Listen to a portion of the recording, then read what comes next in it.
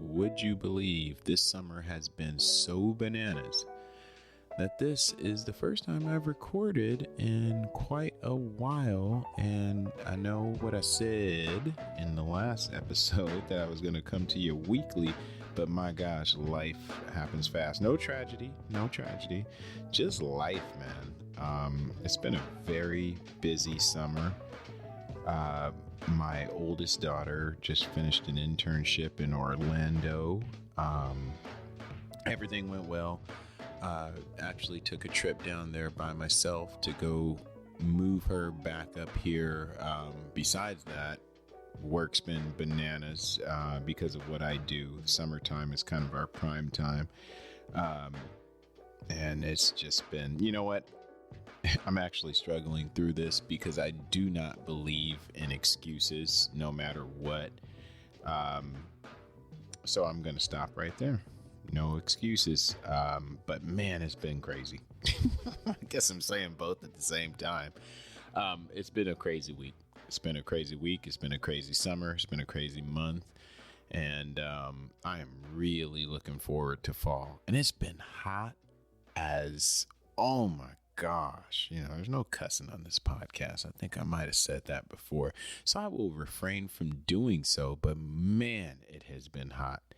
It has been so hot. I am so looking forward to fall. I cannot stand summer. I can't tell you how much I can't stand summer.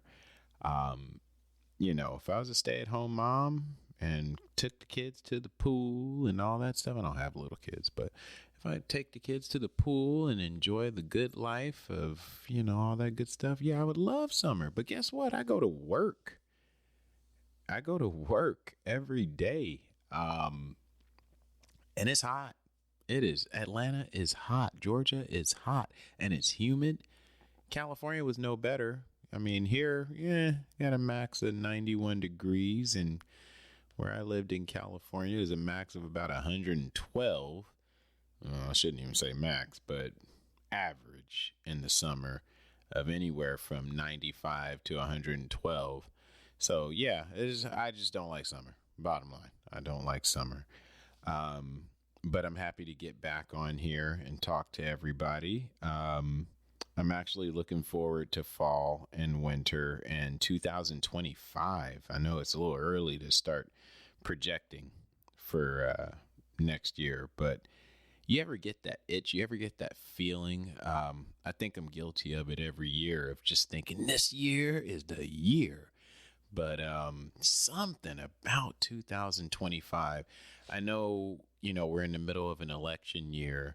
I will not go there. I will not go there. I'm going to fight that one, but I will not go there. Ooh. We're in an election year, and I know that makes it a little different. As a card-carrying adult homeowner and real job haver, I'm a little concerned. And that's all I'll say about that. But going into this next year, I just feel like things are going to be different. I know for myself this fall, so let's just go back a bit. Last year, well, a little over 2 years ago, I actually injured myself. I had a lumbar disc, and excuse me for not knowing all the right words here, but I had a lumbar disc herniate or bust out of my spine and shatter into pieces, I was told by the surgeon, and all of those pieces, or most of them, landed on my sciatic nerve. And I'm telling the story for a reason. Landed on my sciatic nerve, and as a result, I felt pain like you wouldn't believe. My gosh, and this pain went on for quite a while. I'm a runner. I used to run 50 miles a week. I do not do so anymore because of this kind of stuff. But anyhow, make a long story short, I went through this pain for almost a year, ended up having back surgery. Surgery went great. I was down for 2 weeks. It was beautiful. That was late 2022.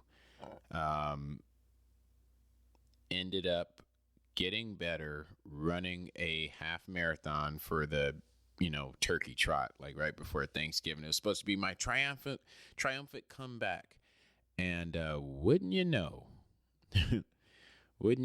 I blame it on the shoes and me being cheap. I bought some Brooks Asics, hands down, that's my shoe. But I went ahead and bought some Brooks. I ain't gonna lie, found them on clearance, and I was like, oh, these work, and I know better. Stick with what you know. I didn't do that. Ran that half marathon, had the best time I've ever had at my age. And I mean all time. Like, I've been doing this for over 10 years now. But I had my best time. I came back from back surgery. I was like, it's on. It's on. This is just the first race. However, I finished that race, and I could not ignore a severe pain on my arch of my left foot, right above it, actually, my ankle. Again, long story corked. I ended up, I'll save you all the long story, but ended up getting an MRI.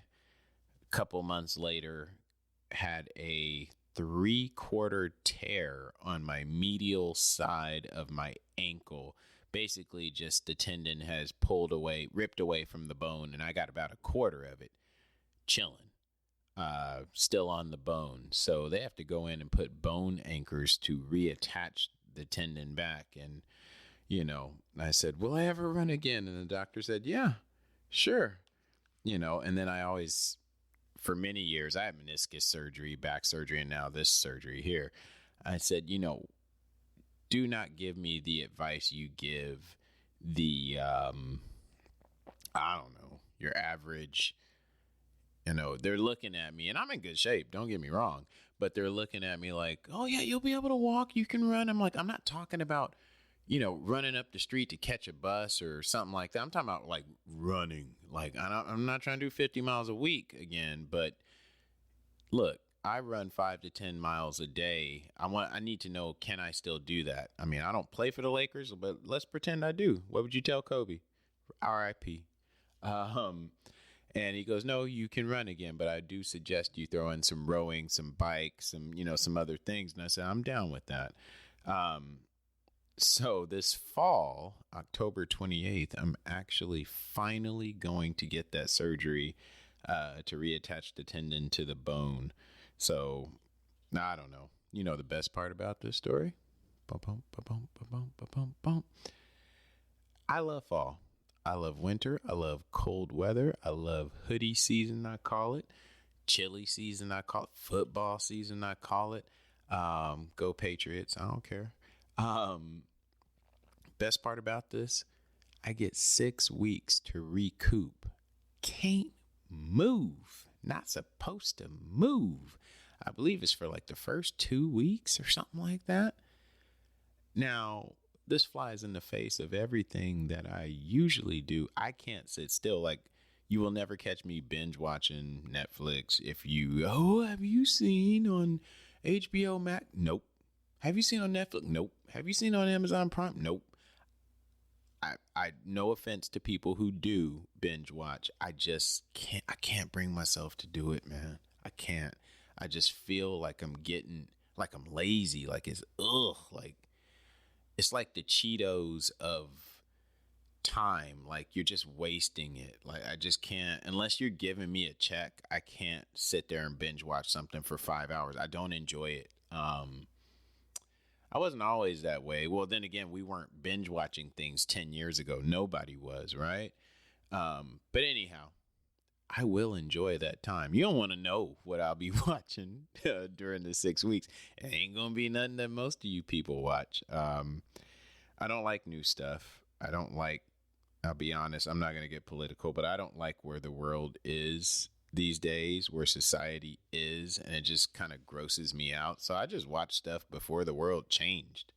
Now I know that might make me sound old, but I just refuse to assimilate to where we're at these days. So yeah, I'll be watching my old shows, number one, Seinfeld, Twilight Zone, Andy Griffith, all my old people stuff. I don't care. Am I that old? No, but I don't care. Just nice, normal stuff. But yeah, 6 weeks to chill out. I can't wait. We have so much crap going on at my work. My boss is retiring, and we have an interesting, just I won't even go into it, but we have an overall interesting dynamic that's changing. So it'll be nice to take 6 weeks, which is basically the whole month of November, and just chill. um I'm told I'll be walking after 3 or 4 weeks, something like that, with a brace or a boot on my foot. And then 6 weeks, I think I'm wearing just a brace. So I don't know. But bottom line, I'll be able to run. And 2025 will be my year.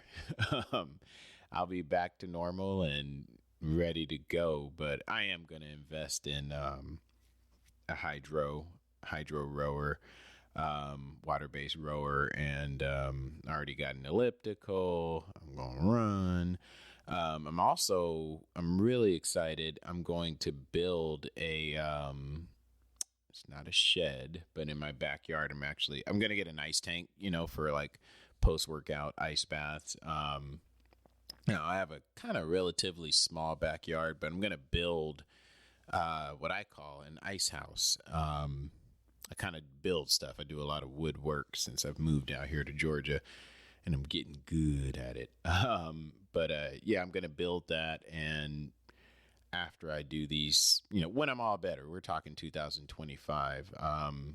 But I will have it built. My plan is to try and build this thing before the surgery, so it's just ready to go when I get back on the horse. But yeah, I'm going to do my post-workout ice bath and all that good stuff. The reason I believe in the ice bath, well, two reasons. It changes your state, right? If you've ever, to anyone who's ever done it, you know what I'm talking about. And then the rehab quality, one of my best friends, Mr. Plez Crawford, shout out Plez. He'll be on here in due time. I know what you're thinking too. I thought you said you're going to have guests every week. Hey man, I'm a regular dude. Like this, life happens. And it all happened this summer. Again, nothing tragic, nothing bad, but it's time. Anyhow, but he used to run track, and he used to tell me about these ice baths they used to have to do. So I went ahead and did one a couple of half marathons ago, and I was sore. I'm in shape, but after I ran, I usually run harder than I need to run, and I was pretty dang on sore. And that ice bath I think it was like 10 minutes, at least it felt like 10 minutes, took everything away. Like I could have got back out there and ran another 13.5 miles. I was like, wow. So I never forgot that. And I was like, all I did was buy like 2-3 bags of ice and just throw them in the bathtub literally immediately after the half marathon. And I said, oh, okay, this is it. This is what I got to do. This is like 4 years ago or something, before the back surgery. So now, yeah, that's what I'm going to do. It's on and cracking. But, yeah, so again, looking forward to fall and of course winter, the holidays, all that good stuff. I'll have all of November off. Thanksgiving, I'm going to do my best to not gain 20 pounds. I apologize for that noise, but I'm gonna do my best to not gain 20 pounds. Kind of probably lying to myself, but I'm gonna be on such a strict diet while I'm out, just so I can hit the ground running while everyone else is eating Christmas cookies. I'll be on my grind. That's the plan. But yeah, no, I don't know. But I just wanted to get back on here, talk to you guys. Like I said, it's been a long summer. Got to go to Destin, one of my favorite places, me and the fam. My oldest was in Orlando at the time, but had a great time this summer. We went to Destin. What did I do? I went to Orlando. I believe we're supposed to go to Miami, maybe in a couple of weeks for our anniversary. Um, Florida, Florida, Florida, right? And then Ples just told me about a pretty cool trip I may take in October for the UGA University of Texas game tailgate situation out in Austin. So that'll be cool. Just trying to keep it moving, man. Just travel, do our thing. Um, you know, but I don't know. Just wanted to touch base with you guys. Don't want to stay on here too long. Um, the base of this podcast was, or is, I should say, not was, what did you want to be? I may not have stressed this in the last episode, but anyone who comes on here, and I guess I'll start with myself, what did you want to be when you were growing up? And what do you do now? Which, simple questions, right? But when you really get to thinking about it, it reveals a lot about the person character wise, in my opinion. Um, Even if you're doing something that you don't enjoy or didn't mean to be doing, that tells a different tale, obviously. For myself, what did I want to be? I never really had a designated career that I wanted to go into.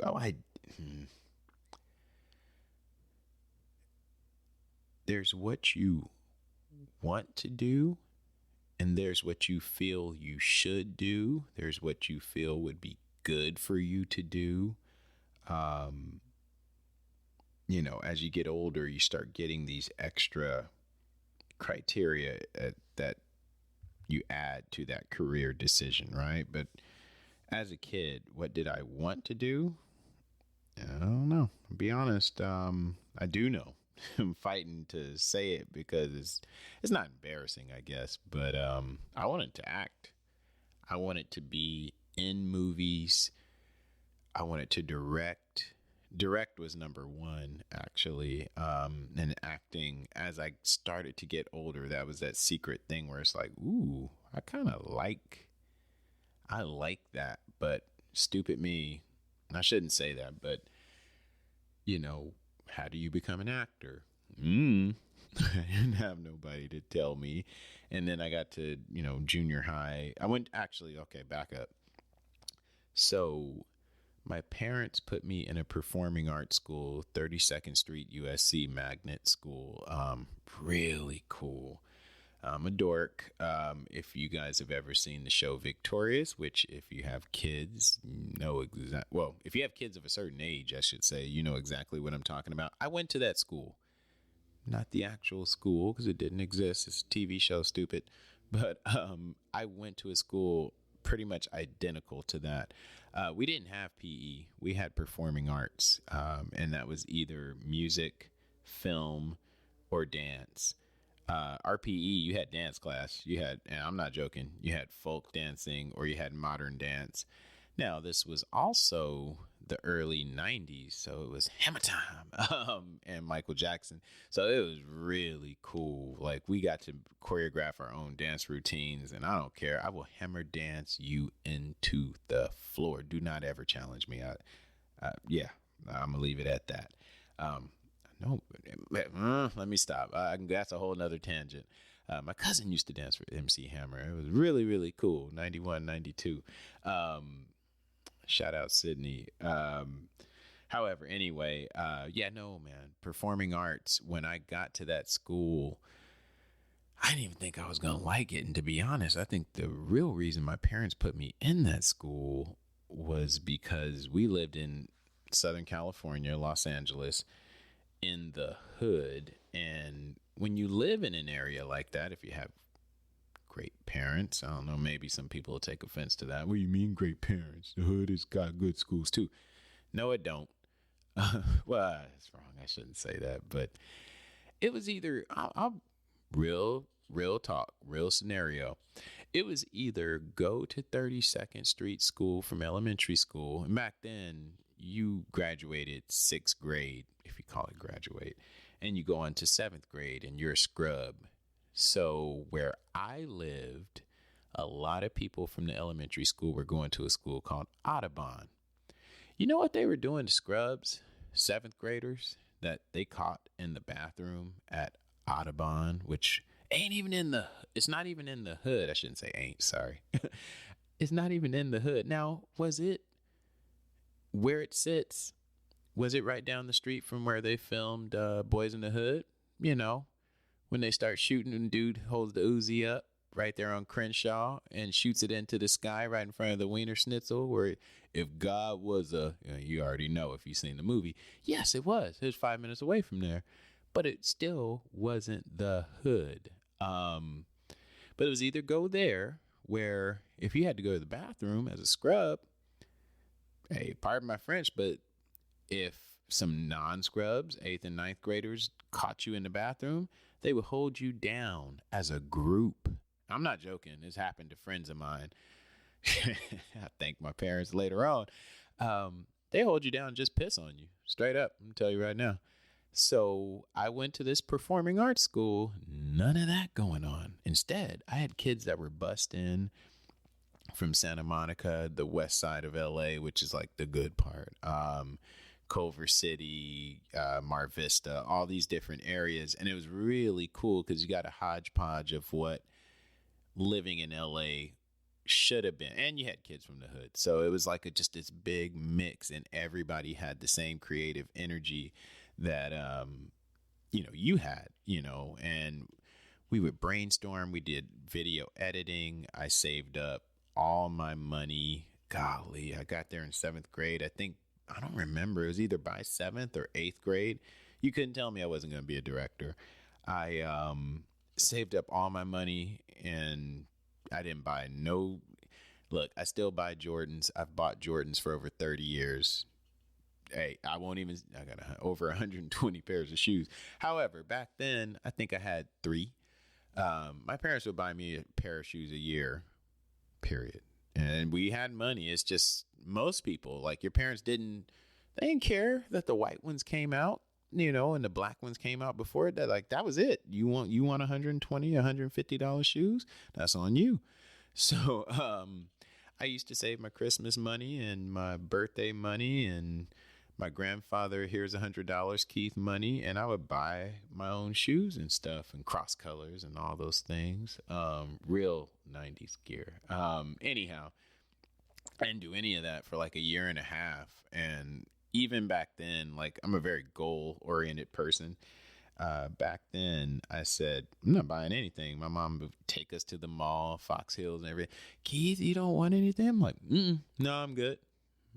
I'll just keep wearing the same clothes. Why? Because I bought my parents. This was really cool. There was a camcorder, which now no one needs a camcorder unless you're like doing real professional stuff. And it wouldn't be called a camcorder. Everybody has a phone, right? Well, we didn't have phones back in 92. So you had to have a video camera.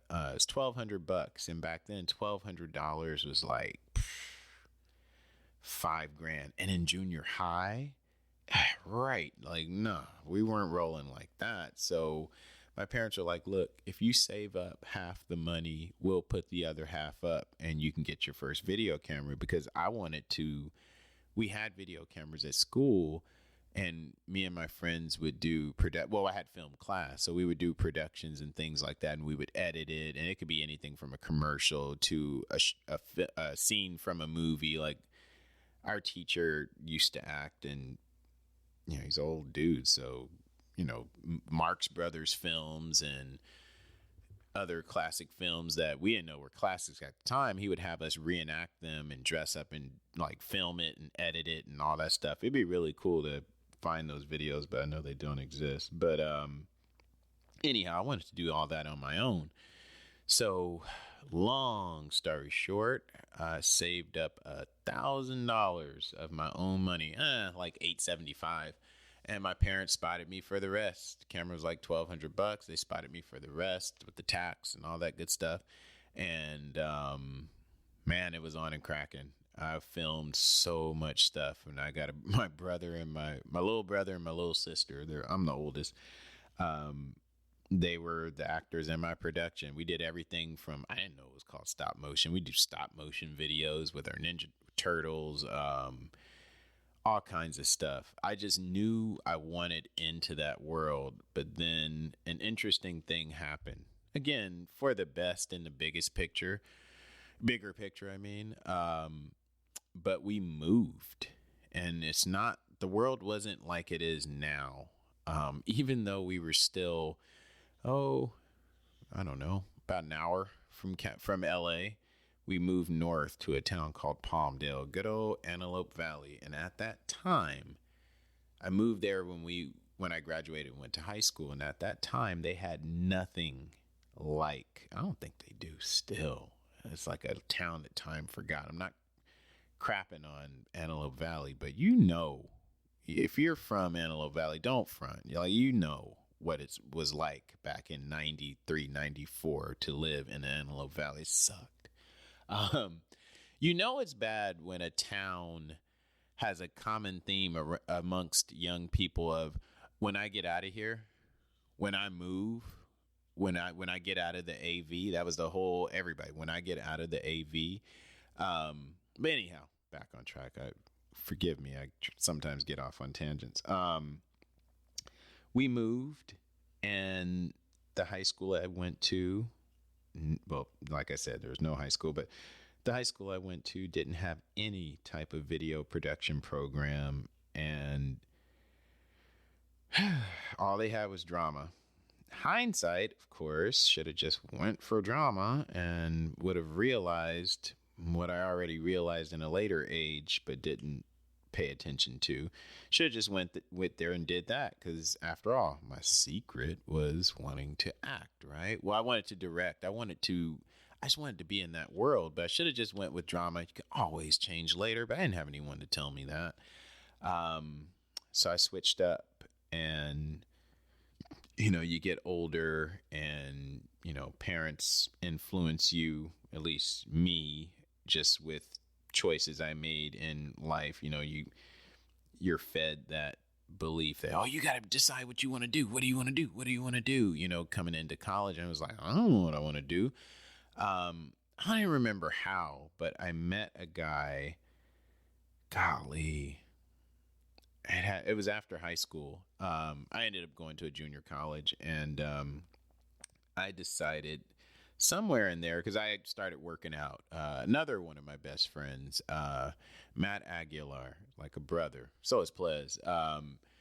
We would work out together. He was getting ready to go to the military, and that's what started it. That was the catalyst. We would run because he had to get in shape for running, and I'd run miles with him, and I would try not to talk stuff, but I would run with him, and we'd run miles. And I was a fat kid. I probably left that out, but I was a fat kid. And so there was no running for Keith Bowers when I was a kid. So this was like a new world. I was like, man, and I was getting strong. We'd go to the gym and all this stuff. And I really, really got into it. And make a long story short, I'm trying to stay on topic. Went into believing, and I did. I really did believe I want to do sports medicine. And I said, yep, that's a good, responsible career. I didn't have that positive reinforcement of keeping the acting and, directing going. Like, I pretty much given up on that because there were no outlets. And you got to remember, there was no internet. I moved from LA to Palmdale, and you just didn't see those people. There was no social media. It was like you moved to another country, unless your parents, or you could call them on the phone, but what do you have in common with these people? Nothing. You don't know what they're up to. It's not like nowadays where you see that they went to Disneyland. Oh, I went there too. I got on that right. Yeah, nothing. So in a new place, new friends. And that's where I met Matt and Plez and a host of others, Trey, everybody, Jeff, Cruikshank, whoop, whoop. And some others. And these people are all, when I say I have, and Millie, I would have to do a roll call. I got at least 20 people that I would consider brothers and sisters that, are like best friends. They are like best friends that are best friends to me. But Palmdale, I know I just talked a lot of stuff about the AV. It was a very special place to me because that's where I met these people. And, you know, like I said, they're family. Like a lot of us don't talk, you know, every week. I talk to Plez all the time. I talk to Trey. I talk to Jeff from time to time. Talk to Matt from time to time. But the rest of us, there's no, even though we don't talk all the time, we pick up right where we left off. Gosh, I'm trying not to say a bunch of names and leave people out. But anyhow, went into sports medicine, or kinesiology, I should say, exercise science. And that was my focus within that major, kinesiology. And golly, it's such a long story. I'm just thinking about it. I'm trying to shorten it up. You know, believe it or not, I am prepared. I do have notes. And I'm not even reading from my notes because I didn't even go into all the funky jobs I had along the way that there's stories in their own. I'll save that, I guess, for when I have guests. But anyhow, ended up going to CSUN. I transferred from the JC to CSUN. Busted my butt. Got into CSUN. I don't mean bust my butt to get into CSUN, but just to speed up the time with which I could transfer. And, you know, it's interesting. I didn't learn, let me just preface this. I didn't learn to be who I am today until, golly, I hate to say it, but until I had kids. Mainly because I had to, and that might have to be for another episode because it's kind of a long story. But and especially with being goal driven, I had it in me, but I didn't know it as a young guy. But you know, I was young. Time is infinite when you're young. You know, I wasn't worried about much at all. I didn't have no kids or no wife or nothing like that, so I could be where I wanted to be and go where I wanted to go. There's no time. You know, and then I was stupid enough to listen to old people that I'd work alongside or whatever. They go, "How old are you?" And I'd be like, 19. Oh, man, if I could be 19. This is a man who's like 39, which to me meant he was 69 because I was 19.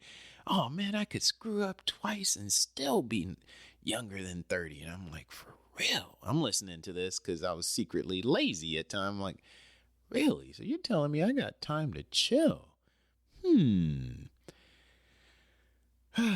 So went into sports medicine, kinesiology. Was at CSUN, and I'll never forget it. We had a class. It was kinesiology 140. Who knows what it's called now? But this class was just a class where they had people come in and that did maybe what you want to do because you had exercise science, athletic training, which meant you wanted to be a PE teacher at a high school or something, and a couple of other sections of that major. And they would bring people in, not every day, but like every week or so, that did something within that field of whatever that, you know, exercise science. So, boy, this was, I don't know, weeks into it. Now, I went to the school, went to CSUN for some time. But in that time, we had someone come in for exercise science. And my dream job at this point, let's put the acting and the directing aside, but my dream job, responsible job, but still cool, was to be a rehab / trainer for a pro team. You know, and because I was in LA, the Lakers, like that'd be the dream job, man, you know.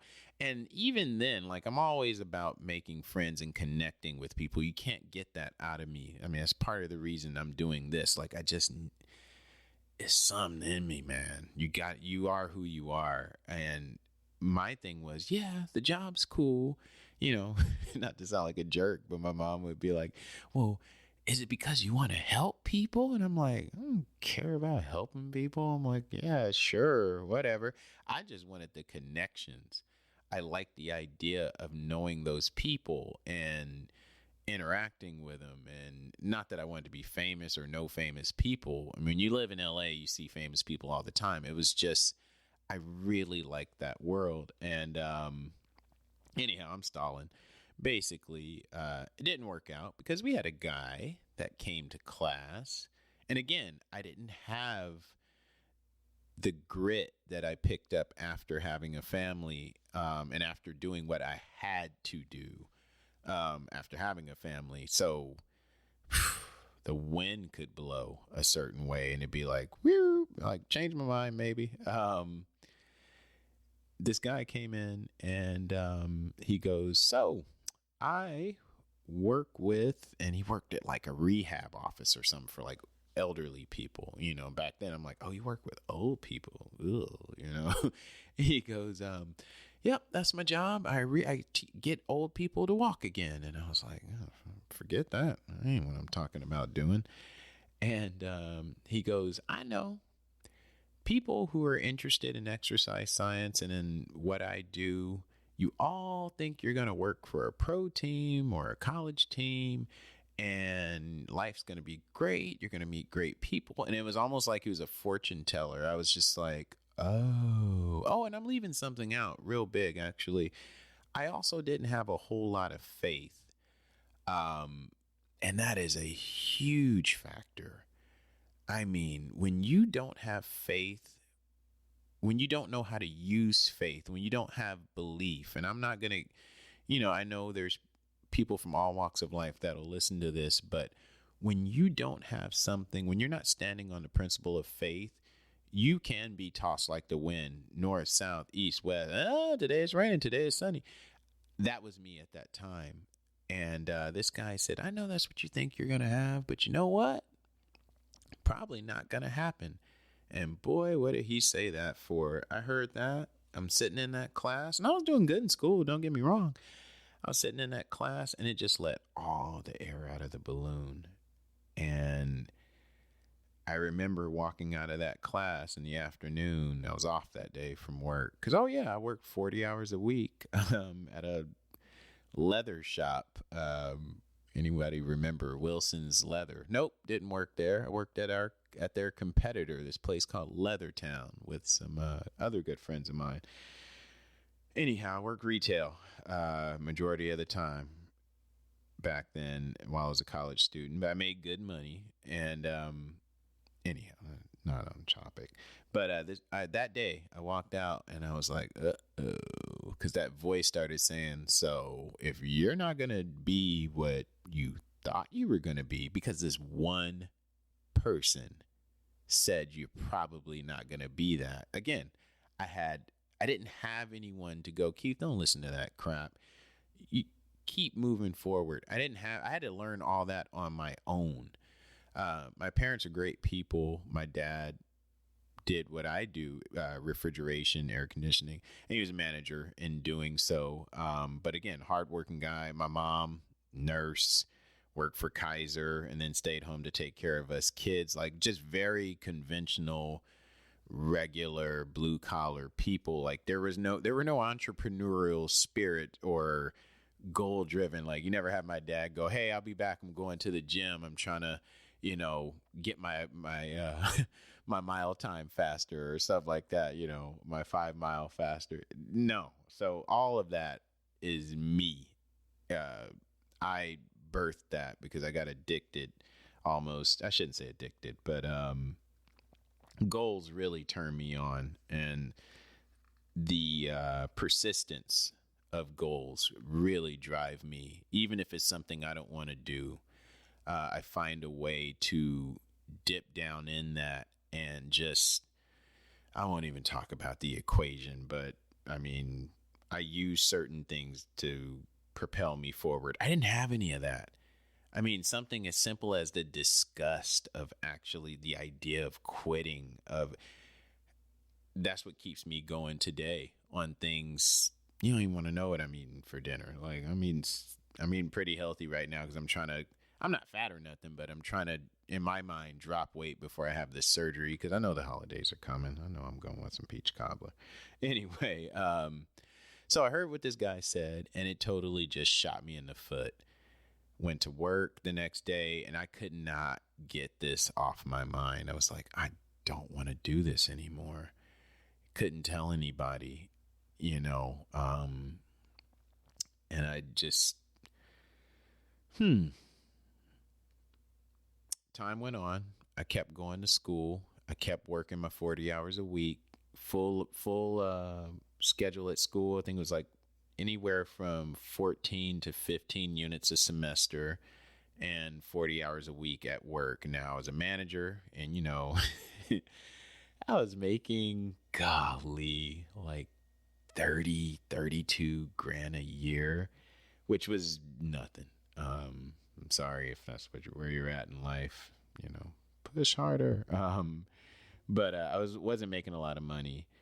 And I met a guy who, he didn't know it, I didn't know it, but he would change my life.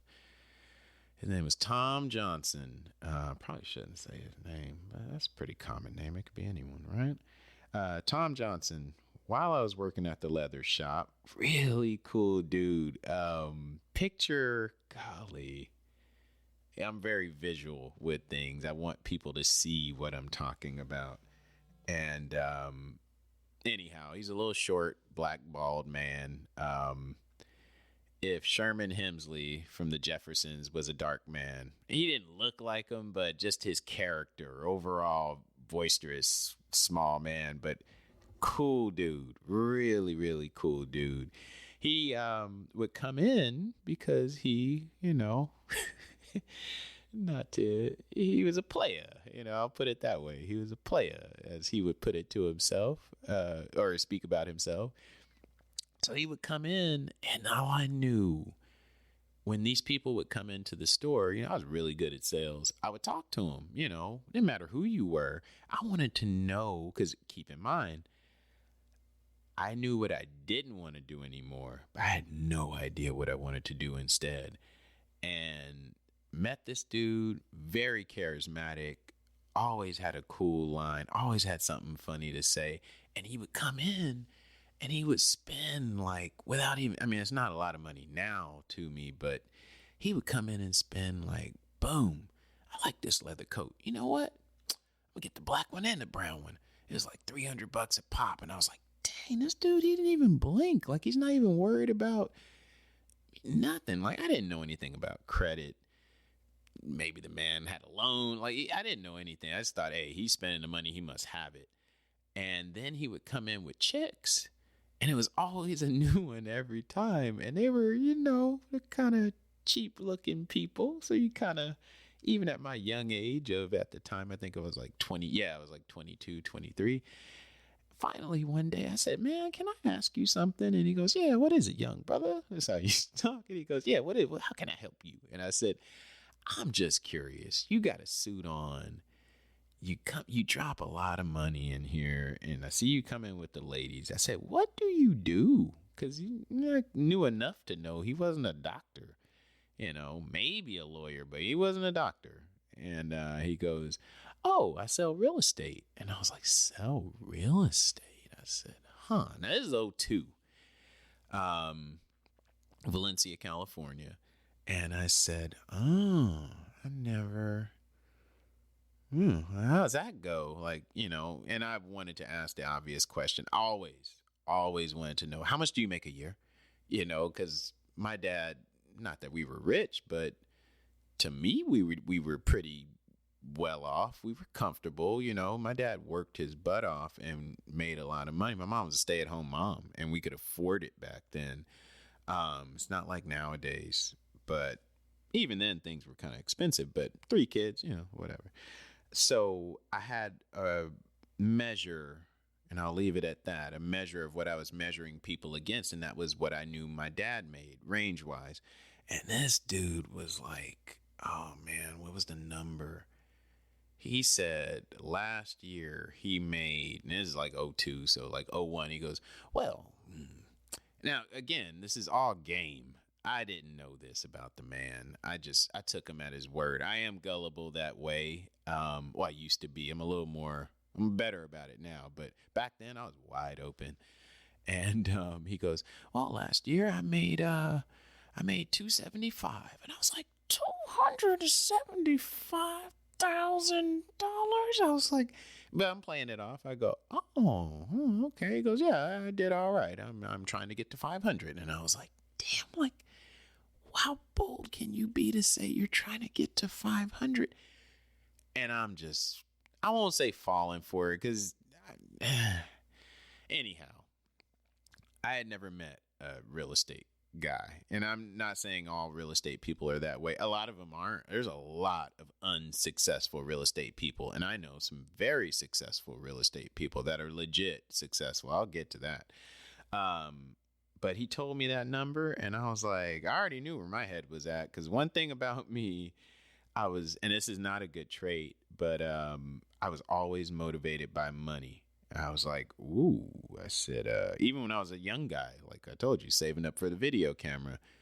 Oh, yeah, I had a little job across the street when I was in junior high, cleaning up the yard. Like, I got my money. Like, my mom would be like, Keith, you have any cash I need to give your brother? Blah, blah, blah. I'd be like, nope, sure don't. I could have $300 on me. I wouldn't say a word because, that's my money. Shoot, I'd save that money up. I don't know if you're going to give it to me back. Anyway, so by that age, I was like, wait a minute. I said, well, what do I have to do? And he's like, oh, you got to get your license. And I'm like, oh, I got to go to school for that. And he's like, not necessarily. Anyway, he explained it a couple months later.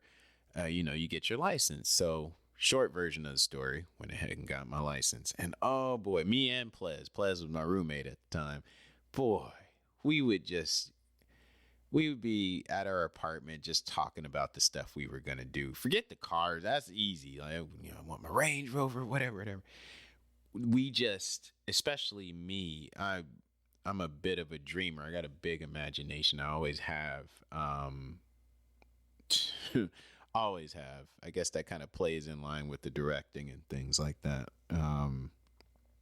Anyway, I'm trying to stay on topic, but anyhow, it didn't work out. Make a long story short, as you can probably guess from the way I'm kind of pitching this story to you. But it took a while for me to come to that conclusion. Plez and I went to Century 21 and went through their whatever course. Plez got his license first, kind of saw what was happening to him. We realized, and then I got my license. I went to work for Tom because I was like, shit, he's the dude. And he warned me, he goes, you should go work for somebody else, or you should go interview with other companies and make sure this is where you want to be. And I was like, whatever. I was like, nah, you made 275. Like, what are they going to offer me? I already know you. Rapport with people is important, right? I almost said a bad word. I trusted someone and they weren't able to deliver. As a grown man now, I know that he knew he couldn't deliver. And it's no knock on him. There's some people in this world who can train people and there's others who can't. And I don't believe he was one of them that could. And I was really young. Like, I didn't know anybody. I didn't even know what a mortgage was. But anyway, started coming to the office and just so much wasted time with real estate. And I know, I'm going to say something that's probably a little controversial, but you real estate people know I'm not lying. This dynamic hasn't changed. Again, I'm not part of this world with what I see on TV and, on different things. I don't know why I said that, but there is a dynamic. I guess I'm trying not to say what I want to say, but there is a dynamic in real estate and in business, not all business, but a lot of times older dudes, especially in real estate back then. I saw it not just with him as time went on, but as I got older, it was the same common denominator. Young chick gets older dude. She says she wants to get into real estate. That's what he was doing. That's why I would see the cheap women that would come in with him. He would buy him a briefcase. And that's what made me ask, what do you do for a living that you can have this near prostitute looking woman come in with a briefcase, what is she going to go do? Because chances are she doesn't have her master's or anything, right? But women, not all women, but these types of women can get with an older dude, say they want to do real estate. Hey, you can get your real estate license, not hard. And this dude would feed deals to these people. And my own naive mind, I said, he's going to do the same thing for me because I know him. Tom's my friend. Not for dudes. He can't get anything from me but a handshake. Okay. But I was naive. I was like, oh no, but I'm his friend. So he's going to do the same thing for me that he's doing for these women in the short miniskirts and tattoos, that now sell real estate. And it didn't happen. And, the best thing I got out of the deal, oh boy, I'll leave it at this. I'll give a short version. Best thing I got out of the deal was my wife. My wife came to the office one day, kind of got sold the same hustle or a variation of it. And not like I said prior with the women. But boy, I'm trying not to mention some people's names. But anyhow, she was told about a gig and she said, I think I'll go try that out. So my broker, the guy, Tom, he kind of noticed that I took a liking to my wife, and he goes, I'm going to pair you guys up on a deal or whatever. And make a long story short, because this is already going much longer than I thought it would. Not this story, but just this episode. We ended up hitting it off and dating. And the joke for the last 20 years has been, well, the one thing I got, the one deal I closed was found my wife and we created my oldest daughter, and the rest was history. And we have my second daughter, Miss Kaylin. And I got a family out of it. But guess what? Real estate didn't work out, right? So, fast forward, and I mean fast forward a few years, I ended up going into refrigeration.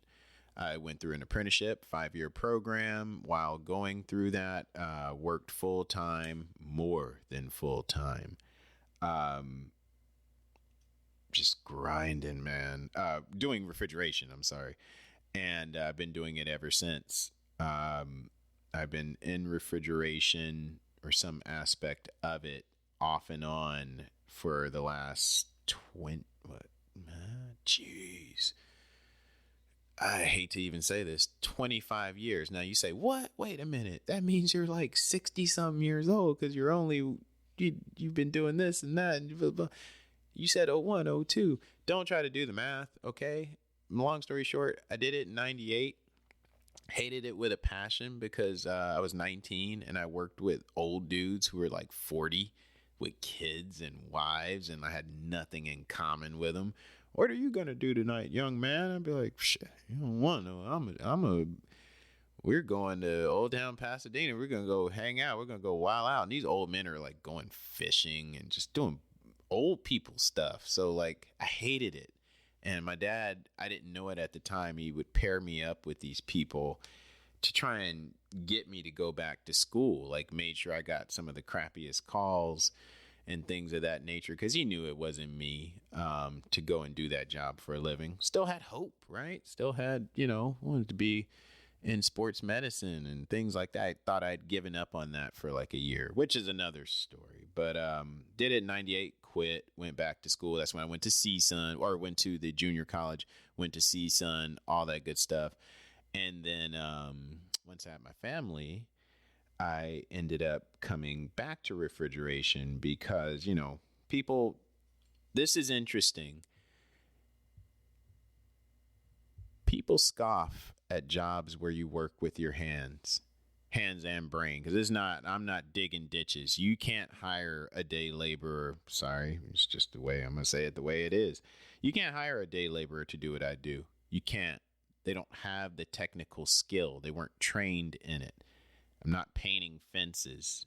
A monkey can paint a fence. Sorry. No, I'm not saying there's some good fence painters. I'm sure there is. But with what I do, you need to learn how to do that like any other skilled trade. People turn their noses up at that, um, which I find interesting, especially in the climate that we're in economically right now with the economy and socially with young people. They don't want to work with their hands. But guess what? A lot of these work with your hands and technical jobs pay six figures, mid six figures, some of them. I won't get into how much I make. I do pretty well for myself. I'm not, long time since the retail CSUN days. That's all I'll say. Um, but at that time, or what am I? Where am I at? Where am I at? I'm thinking of five things at once and trying not to offend the day laborer or paint or fence painter at the same time. Anyhow, so that's what it was about time. So 98 quit after a year. Forget this. I'm not working with old dudes. That means I have to do this for the next 40 years. I do not regret that decision. My gosh, I do not regret that decision because, I ended up coming back to it when I had a family. But in the meanwhile, in that in-between time, people, I need to find myself. I need to find myself. But boy, did I find out a lot about myself and about people. And I would have never experienced that had I did refrigeration. That's another story for another day. But I came back to it, went through the program once I had a family. And right before I moved here, probably 2 years before I moved here,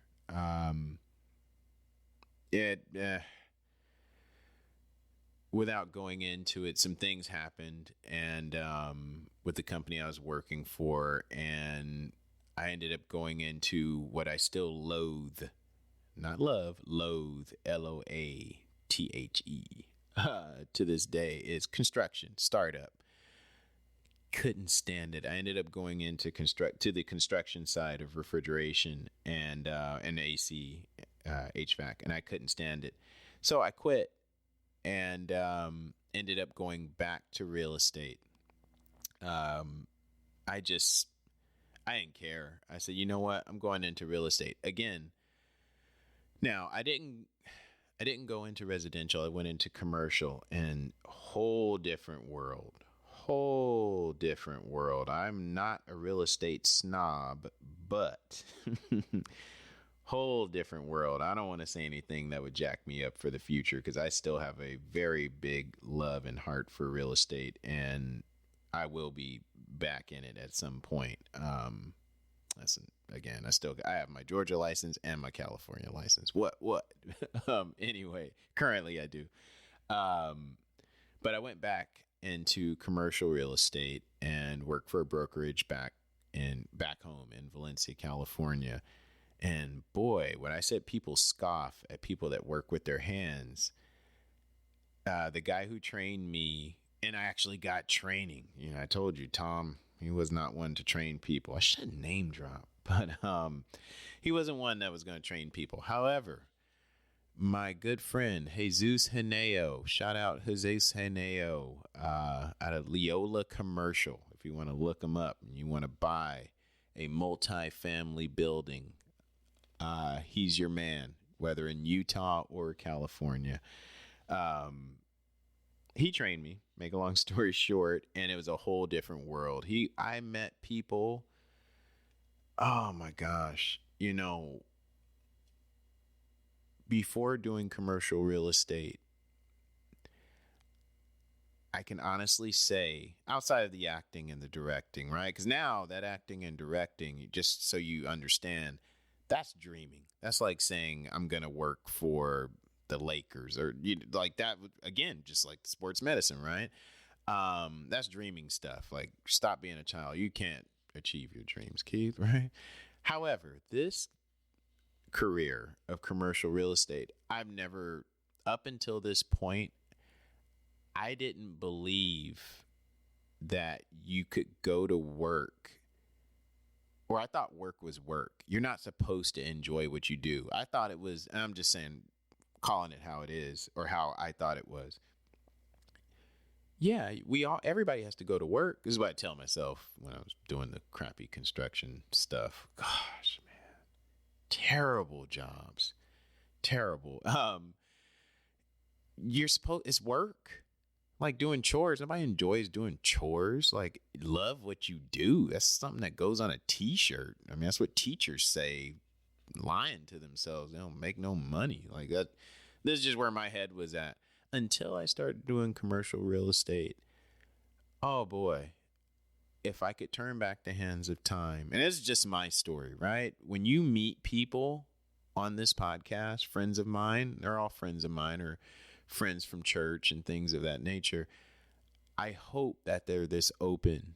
It's my job in future episodes to get them to be this open, just to tell their stories. This podcast, if you haven't figured it out already, is one, to learn about people and just who people are, but also because it's near and dear to my heart. Not that I screwed up and made mistakes. I mean, well, we all did, right? But if there's a young person listening to this, man, don't let people tell you what you're probably going to do. Now, if you're a puppeteer or something, maybe pick up a job to fund the business. I tell my kids that. I go, hey, I don't care what you want to do as long as you're happy. But if you need to fund your business that you want to do, there's no shame in picking up a 9-to-5 job while your business gets off and running, whatever it is. But anyhow, that commercial real estate, that is the first and only time in my life that I actually loved what I did. I mean, this is real estate. I did not make an hourly wage. This was commission. I did pretty good. Money is not consistent with doing real estate until it takes so much time because it's about relationships. It's not residential. So these are not, unless you're doing, I'm not going to get too technical, unless you're doing like owner user for like industrial properties and things like that, where someone's going to buy this building because they're going to work in it and make, let's just say, shoes, because I love shoes. You know, these are things, investments usually that people are, you know, simplest analogy I say is, you know, your rich uncle died, left you $5 million. You don't know what to do with it. You don't want to lose it. You don't want to put it in the stock market. You don't want to go to Vegas. So what do? You put it somewhere it's going to make money. In the bank, you ain't going to make anything, a half of a percent. Where can you make, in this market, depending on where you buy, where can you make 10% annually on your investment? What's called a cap rate. Real estate. With real estate, you have options. It was just a whole nother world where, I buy the $5 million building. It appreciates. I pull money out of it. I can buy another building. I met people that owned 150 apartment buildings, and they look like not hobos or nothing. You know, it's not like Ricky Bobby, you know, and they're I do a lot of movie dial backs, you know, something special about this bum. When they're talking about praying about, I picture Jesus as a little baby, you know. Now I picture him as a dirty old bum, and I'm about to build him one, you know. No, I'm about to hit this bum, but what? I'm like, wait a minute, something special about this bum. Anyhow, I'm such a dork. These people were, a majority of them, the real people. When I say real, I mean really, really rich. Super nice, super down to earth, but they'll own 150 apartment buildings all over Los Angeles. And I'm like, what the? I, just like this podcast, I just wanted to know their story. I see situations. I can see people in the mall. It can be an ugly couple. And I'll go, I just want to know, how did that even start? What is their story? Or, you know, you see the guy who's driving the Lamborghini and you're like, how did it happen? Because you don't look like you got your baseball cap on sideways. You're not a rapper. You don't look like you're in the NFL, but you got the car. What is your story? And that was my thing. Like, I got so close and I built rapport with a lot of these people because I didn't want to sell them anything. Well, obviously I want to sell them something, but in the beginning, it'd just be like, so tell me, what's your story? Like, how did you do it? How'd you get to a point where you got 150 buildings? There was no science. Well, obviously there's science to it, but no one had the same story as the last person. Everybody's story was different. And that was the best part about it. And it was one of those little secrets to myself. I go, if you can just get people's story and make a lot of money from it, you know what 5% on a $5 million building is? I'll let you do the math. Break out your calculator and count it out. That was commission on deals. So every day, my perspective was every day I can go in and change my own life. Like it, and it is funny because a lot of people in that office, especially the young people that were like 22, 23, and I know you might be thinking, well, what kind of license do I have to get to do this? Your regular real estate license.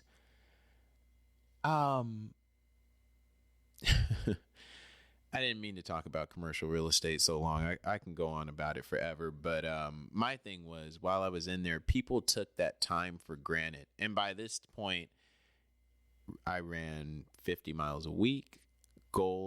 I learned to be goal oriented. It wasn't because of that job. Again, it was because of my family. There was a lot of woosah and convincing myself to get up and keep doing the crappy construction jobs and going to that. I'm not going to crap on it, but going through the apprenticeship, which is a school for air conditioned refrigeration. It was in downtown LA. Don't let people fool you. It is a filthy, dirty place that they keep trying to put club. I'm a little biased, but when you see homeless people walking, men and women, I'll never forget. I was doing a construction job and we're waiting to cross a light. Now I'm just pissed off that I'm even in that town. You don't know gross until you just smell human piss and poop as you walk down the street, right? I'm waiting at a light with a coworker, and this lady who kind of looked like the comedian Lunel, the little bald lady, little black lady. She's standing on the other side, and she's just kind of laughing. Obviously, not all there. And I'm trying not to look at the lady. I'm just counting the hours, counting the minutes till I get out of there and drive back to clean, awesome town, Valencia. It's nothing like downtown LA.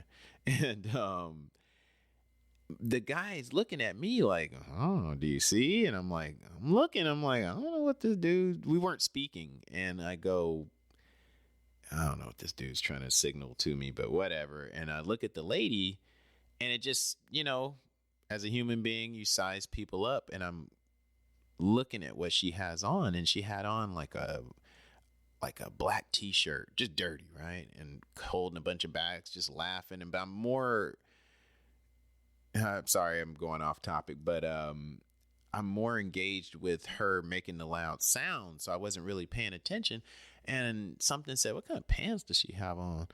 And I look and I'm like, oh, she's barefoot. I was like, dang, this sucks, man. And I was like, oh, she's got on brown leggings. And I was like, wait a minute. My eyes scroll up slow, and my coworker's just looking at me like ready to laugh. And I was like, I don't know. So I'm kind of looking at him back and forth and looking at her yelling. And we're all waiting for the light to turn so we can cross. And I'm like, she's got on brown leggings, just in the back of my mind, my subconscious. And I'm like, but where do they start? She's brown. And you know where I'm going with this story. And I'm like, nope, not at her calves, not her ankles, not at her knees. And all of a sudden,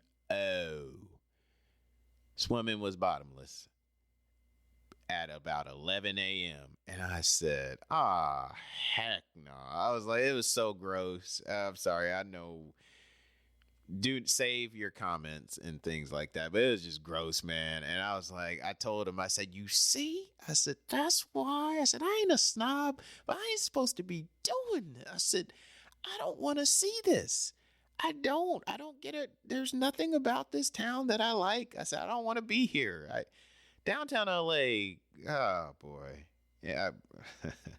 Anyhow, back to commercial real estate. I did commercial real estate before moving here, and that's kind of what pushed me to moving here. You are only as good as your pipeline. And again, I'm just being very open with who I am career wise and how I got to this point. This isn't a sad story, but it is an interesting one that still develops every day like everybody else, right? You're only as good as your pipeline. And I realized something that I used to tell those young people in that commercial office, but boy, did it sting.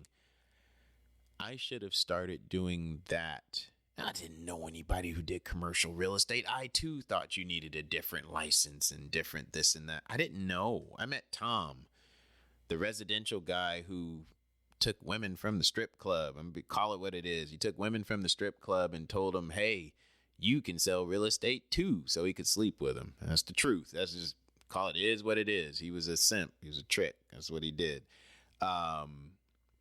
So he liked to save them, as we say. So I didn't know anything about commercial real estate. I got started so late. And with commercial real estate, no one is going to give you the opportunity to sell their $5 million, $10 million, $20 million building, whatever. Sky's the limit, right? Commercial real estate shopping center, if they don't know you, just like anything else in life, the only way you're going to listen to a stranger is if they have something better than baked bread. Like you had to have a deal so good. And in California, there were very rare. Death and divorce were the only things that were going to drive a deal that was, sort of out of market. And those were hard to find. So anyway, you kind of know where the story is going. Times got slow with doing commercial real estate. I gave it 200%. I won't even go into how I was funding the business, trying to get things, my marketing, you had to have a presence, right? It's your business.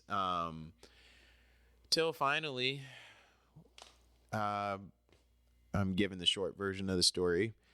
Came out to Georgia to visit my brother, put an offer in on the house, and oh yeah, still trained in refrigeration and all that good stuff. Don't knock the job with working with your hands.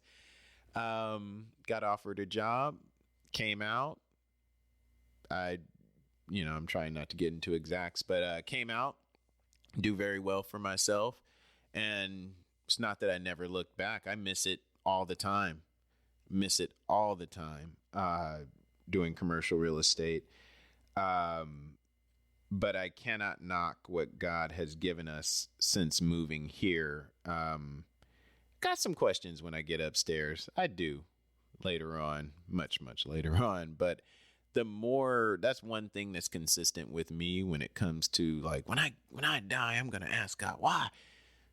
If you sit and think, now I'm speaking for faith, for believers. If you're just out there in the world and you're talking about good vibes and yeah, man, I shouldn't do that. But, hey, I don't know what works for you. I'm not speaking to you and I'm not trying to not include you. But if you are a faith-based person, the more you think about those questions you might have for the Lord, the more you don't have them. Like, I know why I am where I am,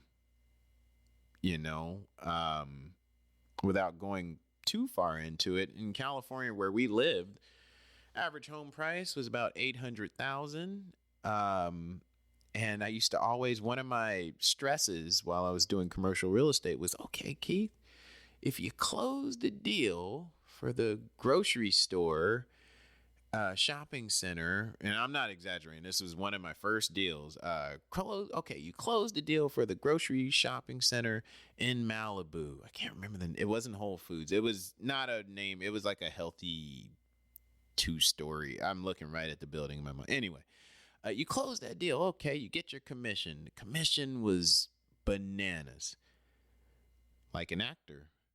So then what? Well, I got to get my next deal. Okay, that's cool. You pay yourself. This is how real estate's supposed to go, unless you're I almost said a bad word. Unless you're dumb. Pay yourself a salary. Do not take all the money and go buy junk, but pay yourself a salary annually, and you don't look at what you make. You just keep stacking that in the bank, and you pay yourself what you've deemed comfortable to live on. And obviously if you get a crazy stupid deal that's big, yeah, go ahead and get some. But I used to think, okay, let's say you do well enough to buy the $800,000 house. Now you're not gonna buy it cash. Now, this is I won't go into being what I believe for as a Christian, but at the time, this is where my faith was. Okay, you're not gonna pay the house off cash, so that means you're only as good as your last deal. Isn't that stressful? That voice, isn't that stressful? So you can do 4 or 5 deals over the course of this year. It didn't take much. With commercial, you got to remember, remember I told you do the math earlier. So you're making the, 120 grand on one deal or 15 grand on one deal. It ain't like, you got to check for 8,000. Well, now even in residential, because things are so expensive, home-wise in California and even here in Georgia, it's becoming this way. Yeah, you do really well as residential too, but not compared to commercial. I'm sorry. As long as you stay out of leasing. Leasing's for suckers. Anyway, investments only. Multifamily, industrial. But anyway, so that was very stressful for me. So when I talk about, hey, I got some questions when I get upstairs. Not really, because yes, the job I have now, it can be stressful, but guess what? I leave it on the shelf when I leave most of the time. Unless I'm on call, it sucks. But nothing like I had with that. But even with that dynamic I just spoke of with the commercial real estate, I loved it. Loved meeting the people. It's not very interesting to meet the manager of Sprouts. I'm sorry, it just isn't. My life now. But no, it was not a consistent thing. Now, the goal with commercial real estate, and I'm sorry, again, if this bores you, too bad. My advice, young person, at least get your license and dabble. Don't take my word for it, like LeVar Burton, Reading Rainbow. Go and seek. Worst case scenario, you lost 2-3 months of your life studying. You'll blow a lot more, trust me. But with real estate, I had a plan. It wasn't just to be the best. They had what was it called? Oh, you're in Platinum Club. You're in Diamond Club. Keith, what club do you want to be in? I go, I really don't give about the clubs. If I'm being honest, I want to be in the close some deals, buy my own commercial property. I already knew for the market. Boy, I'm going to bore you. Well, maybe I'm not. I did not want a retail center because even then we were seeing retail die off. I did not want, it wasn't going to be owner user, right? Because I'm not a doctor. I don't need a dentist's office. Industrial or an apartment building. People got to live somewhere. And with industrial, we were just starting to see people do the, industrial kitchens where they ship out meal prep, or they build stuff and they ship it to the Amazon. They're one of the Amazon's people for making, let's just say, Beanie Babies, whatever it is, bean bags. So there was money there. And I said, I just want to buy a multi-unit industrial center and collect the rent, stack, pull money out of that if need be, buy another one. Like, I wanted to get to a point. I wasn't stupid. I knew this was unstable, selling these buildings or trying to sell them. I wanted to get to a point where, worst case scenario, I had properties I was collecting rent on, from tenants, commercial properties, not retail. Again, how many cupcake shops do you see now? Not many, right? Laser tag, don't see a whole lot of them. 10 years ago you did. I won't go there. Anyway, that was my goal. And in a weird way, it kind of still is my goal. I won't give up. Now, you got to do things to fund the business, right? I practice what I preach. My job does keep me super duper busy, what I do now. So I don't have a lot of time to dig into real estate. That's the thing about real estate. You get a lot of people who go, oh, I do it part-time. Might find this podcast offensive. I'm sorry. This is who I am. If you're a hot chick, I'll say it. If you're a hot chick, you might be able to swing that one. What? What did you say? I'm going to put it this way. If you're a dude and you're doing it part-time, there's no broker or, taking a liking to him. He's not handing you deals. He's not giving you, hey, I know you're doing this part-time. Here's one I don't really need, just take this one. What I'm saying is, with anything in this life, but especially real estate, it's about relationships, and you have to spend the time. If you got extra time and you're trying to do real estate part-time, my hat's off to you. Anything can happen, right? Pray about it. Godspeed. I don't know if that's probably mean to say, but the meat and potatoes of it, I know with commercial real estate, I would call people that own properties, everybody. Donald Sterling, I own the Clippers. I talk to everybody. I needed to make, it's a numbers game. Everything in this life is a numbers game for the most part when it comes to business. I would make 65 to 75 calls a day. Now, obviously, I wasn't having a conversation with everyone.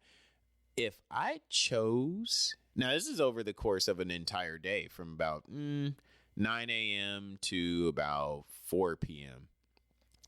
If I chose to just make 20 calls a day, I'm dead. Like, it took 65 to 75 calls to get I'd say, hey, well, I won't give my secrets away. Jesus said not to give my secrets away.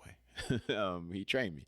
But whatever I would say to these people, and this was not a, hey, I'm going to sell you paintball tickets type pitch, but to have an interested seller. Hey, what a coincidence. You called me, man. If you got someone who would buy my property, it's this, I make this much off of it a year. Okay, great. Send me a P&L, send me a rent roll, of your tenants, blah, blah, blah, blah, blah. To get that situation, 65 to 75 calls.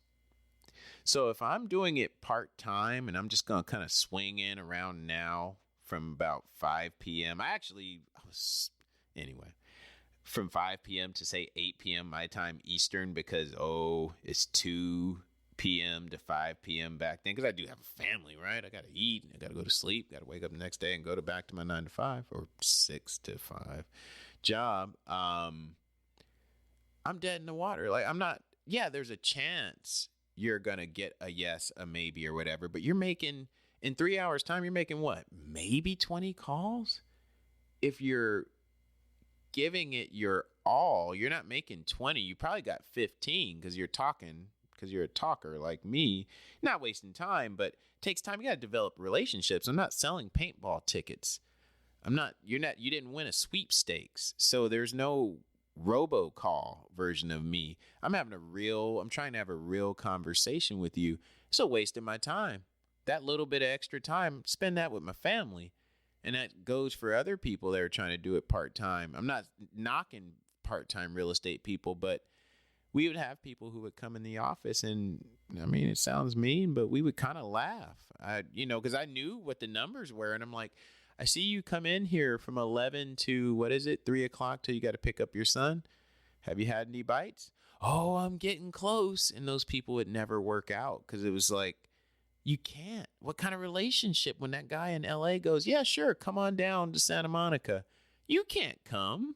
You're doing this part-time. Can you go down there and we can share the commission? And I'm sorry, it ain't like residential where we were all a team. With commercial, sharks. If I'm going down there and I'm doing the leg work, you out of a deal, buddy. I might give you a referral fee because I was nice. But the guy who trained me, he's like, they don't get jack. And I'm like, really? But we would have never found out about, nope, jack. Keith, because they would not do the same thing for you. They are hungry, starving, and they'll take whatever they can get. And they may do, and I mean, yeah, everyone's not that way, but in commercial, for any residential agents out there, do not trust a commercial agent. Trust but verify. We even had that on the wall. Trust but verify. Make sure you protect your neck on deals, because people will just rob you. Like, there's no nice people. You don't know when your next deal is coming. You can't afford. And when I did get nice people, I go, that guy must be really successful, because he handed me the rent roll and I hadn't signed an NDA, nothing. Like, wow, he doesn't even care, unless the deal was severely out of market. Okay, that's it. I'm not going to talk about commercial real estate anymore. But yeah, so that's how I ended up in Georgia. Thank you guys for listening to my long story. Obviously I didn't tell you every detail of my life. Probably told you a little too much at the same time. But yeah, that's how I came to be the Keith Bowers. It's a good life, man. It's a good life. Gotten to do a lot of things since moving out here and doing what I do for a living. A lot of opportunities. Sometimes life has a way of showing you the bigger picture. It's not about, what moves me, what drives me, what truly makes me happy. And I don't know, maybe this is a dark perspective of that concept, but when I look at my wife and kids and see the joy they have and the comfortable life they have, I'm good. I'm good.